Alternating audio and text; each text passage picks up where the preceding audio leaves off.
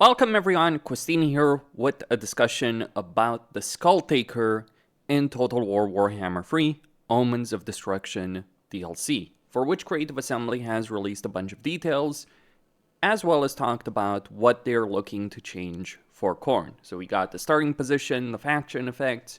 Let's go over all of this. So he will be starting where a lot of us expected he would be starting. He starts in southern Lustria, or kind of closer to the center. So he's close enough to Albrecht, he's close to Marcus Wolfhard, he's close to Jan Bo, he's even close enough to Itza, so Gorak. And I think that is a biblical level of power and potential that Skulltaker can have, given his faction mechanics, specifically with the cloak, that he does have the Cloak of Skulls, that he does have, given the density of legendary lords. And they've also revealed faction effects as well as unique mechanics for him over here. So faction effect wise, you get the Cloak of Skulls, allowing Skulltaker to empower his faction by defeating powerful lords. He gets a +2 hero capacity for Blood Reapers. I certainly hope he starts with a Blood Reaper. He may or may not start with a Blood Reaper. We'll see on that subject, because they can be a bit annoying to recruit in the first place, unless Creative Assembly makes them more available. Because that's one of the things, one of the significant quality of life changes they made with Thrones of Decay. They made heroes a lot easier to recruit in the first place. If that's something they've done for Khorne, that could be a substantial benefit with Skulltaker. Then, demons are reforged, plus 10% chance for destroyed bloodletters to be restored after battle all armies. More on that in just a bit. An upkeep benefit. And then for his lord effects, he gets campaign movement range, campaign line of sight, frenzy for bloodletters and exalted bloodletters, and the bloody onslaught ability. And we also have Arbol over here. We can see his icon right here. Now, let's read from what Creative Assembly had to say on this subject. So, from a battle playstyle, he has Slayer Sword. His Flaming Demonic Sword applies the Dazed effect, reducing the target's weapon strength and armor piercing damage, while boosting his own armor piercing and base weapon damage. He gets the Cloak of Skulls, and I imagine that at least some of these are going to be items. Like the Slayer Sword, Cloak of Skulls are probably going to be items, right? Whether or not he starts with them or you have to unlock them, we'll see. Imbued with Khorne's might, the Skulltaker's Cloak greatly boosts his ward save and spell resistance. Geez, that's gonna be something. And Skulltaker gains increased armor-piercing melee damage and immune to flanking attribute with Bloody Onslaught. And then we have the Cloak of Skulls. And looking at this particular cloak over here, it does seem like, looking at just the situation here, what is very relevant is like you get the ability to travel to enemy lords with a cost and the ability of reducing that cost if you upgrade it, or empowering it and reducing its cooldown. And we can see a bunch of active effects, but I imagine the one in the center is probably the one you're going to start with. Could be wrong on that. We have to wait and see, but if that's the case, that might help a lot with the situation in Lustria, because Lustria sucks to navigate. So with that in mind, and the density of legendary lords in Lustria, geez, we have a new lord of Lustria, and he ain't Lizardman. Let's put it like that. So we get, but you can see various abilities, effects over here. So skulls for defeating a lord, replenishing 20% campaign movement range after defeating a lord. And it's kind of worth pointing out that some of these are upgraded, like 2 of these are upgraded, but the rest aren't. So it might be more campaign movement range. We don't know, right? How much you're actually going to be able, or how these things upgrade regards to it. Just kind of worth pointing out over here that they did give us that information. So his gameplay loop revolves around seeking the strongest opponents, defeating them in brutal combat, and claiming their skulls as trophies. With each victory, he grows stronger, And at the outset of a campaign, players will see that all foreign lords on the map are marked with the champion's essence resource above them. To collect this resource, Skulltaker must defeat these powerful enemies in battle. Once claimed, you can use it to enhance the abilities of his Cloak of Skulls. Now, I do wonder how it's going to work with armies that are in settlements. Hopefully, we won't have a problem with that. Just putting it out there, could happen. Don't necessarily expect it to. And then, yeah, you can upgrade the cloak. And then they talk about the legendary heroes. So both of them are obviously really powerful in melee, as you might expect on the subject. And I'm not necessarily going to really go over all of this. My focus is campaign mechanics, not necessarily units. But yeah, we get the Bloodspeaker lore, which is focused on buffing units around them. They gain added ability to support them and boost their allies more effectively.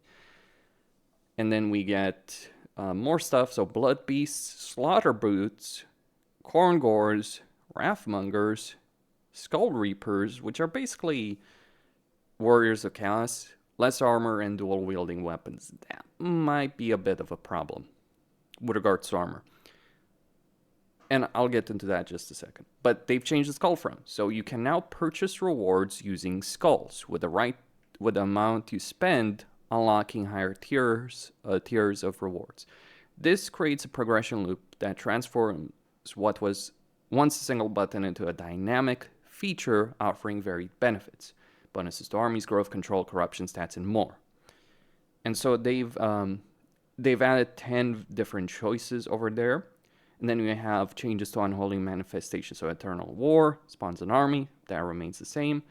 If it's upgraded, spawns an army to 5F force and campaign movement range after battle plus 25%. So it seems that they're looking to add some of the campaign movement range, though not all of it, but some of the campaign movement range that Skarbrand has on his own to just spread around more to other Khorne factions, to some extent.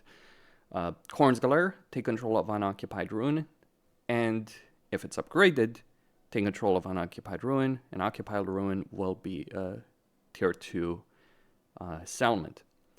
Salar Incarnate, extra character experience, and Call of Battle, target settlement will be raised. And also, if it's upgraded, will become fully Khorne corrupted. Now, significantly with regards to economy, only recruitment buildings, landmarks, and resource buildings generate passive income. Khorne's primary infrastructure focuses on increasing global amounts of gain from sacking, looting, and post-battle loot, which is very bloody good, because it's ridiculous that Khorne does not have the highest income from raising settlements or post-battle loot in general. Army upkeep is easier to manage by increasing your bloodletting level or constructing upkeep reduction buildings. Also, even during downtime between battles, this includes blood hosts, which no longer incur upkeep costs. Also, on top of that, recruitment costs have been reduced to better align with the value of units. So, Khorne units are not going to cost an arm and a leg to recruit. And they also felt that Khorne was very one-dimensional, which is certainly one of the criticisms I had versus Khorne.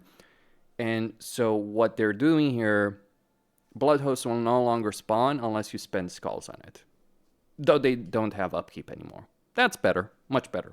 So it's kind of moving in a similar direction to Nakari, which I always felt Nakari had a better system anyway with regards to that. Now, bloodletting rewards are now specifically tied to the forces they're attached to, allowing for more targeted benefits. These effects focus on maintaining momentum by providing bonuses, and they have adjusted thresholds for bloodletting to make it easier to build momentum with new forces. Because Khorne was very much like Skarbrand was very much a one-army faction, or one-lord faction. You could pretty much solo everything with Skarbrand himself, which is not particularly great for diversity of a campaign. New infrastructure building effects have been introduced, with the recruitment of demonic or mortal units now tied to the type of settlement. Mortal recruitment chains can only be built in settlements with the mortal settlement chain, while demonic units are restricted to demonic settlements. Also, all resources now feature a unique set of effects, moving away from the previous standard of same skulls and income effects. This is a significant benefit because, yeah, resource buildings for demons in general at the launch of Warhammer 3 was not great. Still isn't great for Siege. And we recognize that demonic units were not aligning with their lore-inspired resilience, often making mortal units the preferred choice. To address this, we're introducing a new feature for all demonic factions, demonic reforging. Now, all the human units have a chance to be reforged after dying in battle. The chance is low, but it is influenced by various factors such as technology, skills, and most importantly, the corruption level. These factors also affect the amount of health a demonic unit returns with after battle. Here's the problem, and I don't see a fix to the inherent issue with it. If you're playing Khorne or Warriors of Chaos, or really any demonic faction, the best thing you can do is get Warriors of Chaos and Chosen, because you can auto-resolve the vast majority of battles in the campaign doing that, and they're pretty good and durable in battle as well. Now, the problem with baseline Warriors of Khorne is that they lack damage capability. The variants have it, but not the default ones, right? But you can certainly make a campaign work. Like, I've played Scarbrand campaigns, and I can tell you, recruiting Bloodletters is a waste of fucking money. Because you can auto-resolve more, you'll take fewer casualties, they'll just be better. So introducing like the mechanic of the dead rise again, I just don't think that fixes anything, in particular with the auto-resolve situation. Because even with mods that vastly improve auto-resolve, you still have a situation where Bloodletters take a lot of fucking damage, and Warriors of Chaos don't. It's an armor issue. As long as auto-resolve is still tied to fucking armor, you're not fixing shit, CA. You're just gonna put it as bluntly as possible. Look, the vast majority of people play campaigns, they auto-resolve some battles. In fact, probably a lot of the battles, especially the uninteresting battles.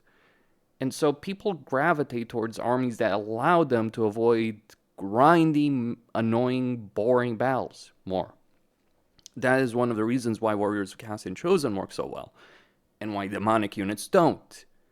This changes shit in respect to that. As long as the auto-resolve still works as based on armor, you're not changing. So that's probably a bigger issue on this subject. And as long as settlements have an inherent auto-resolve benefit, yeah, it's still not great. Like, I am not seeing a reason to not recruit Warriors of Chaos even with this. And then we have changes to the research tree, though it is going to be interesting to see how we can acquire these, because like over here, everything is unlocked. So I'm curious to see how we unlock these, at least in the pillars technology.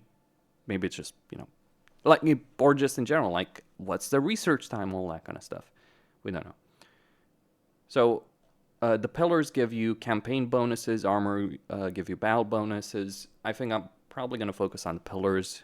It's kind of a similar situation with the dwarves. Like, benefits in campaign are more important from my point of view. Khorne has a very strong army by default. That's not the problem. Okay, reoccupation immunity.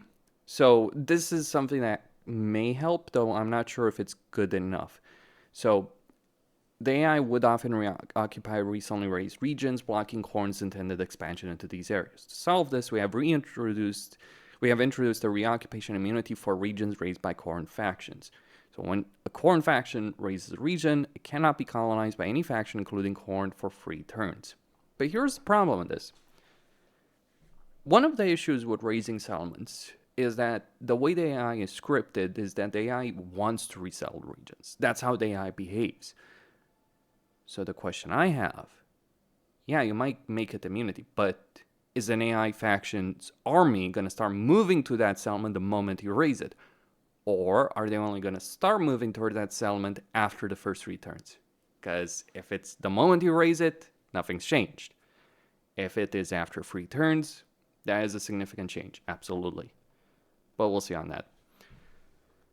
And these updates will significantly enrich the Khorne experience for all players. And yeah, they'll be showing off gameplay footage in a couple of hours.